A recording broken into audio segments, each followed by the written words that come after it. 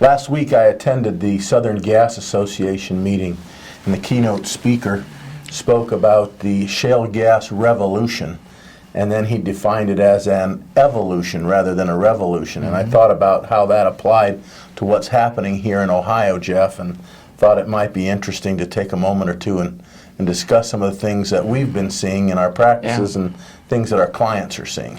Yeah, Mike, I think evolution is the right word.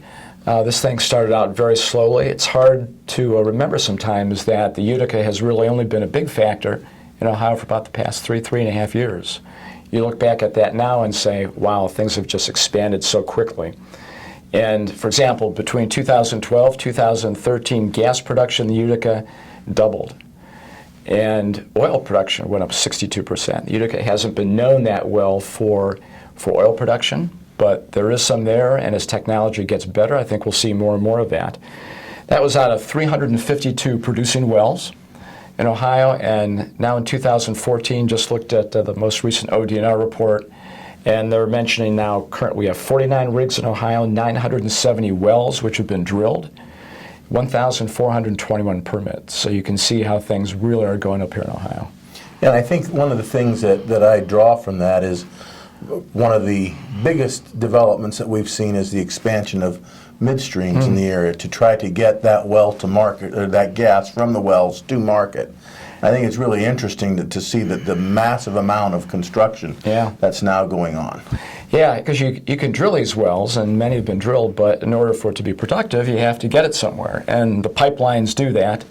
But not only do you have the pipelines, you have the fractionation facilities, you need to take this methane, and you need to take the oil out of it, you need to take the natural gas liquids out of it. Natural gas liquids have an awful lot of the value overall of the product.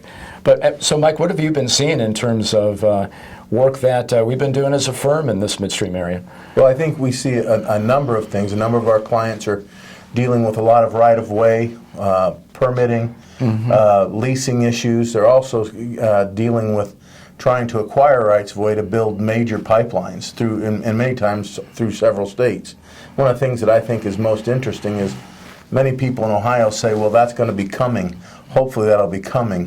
And they don't realize that right now significant players are putting billions and billions of dollars into Ohio to build that infrastructure. And I think as that infrastructure builds, we'll see even more players come into the market and participate in this evolution. Yeah, that's really an exciting thing, because as the midstream companies come in, that makes it more likely that more and more wells will be drilled, which in turn brings more and more midstream. So it plays off itself very well.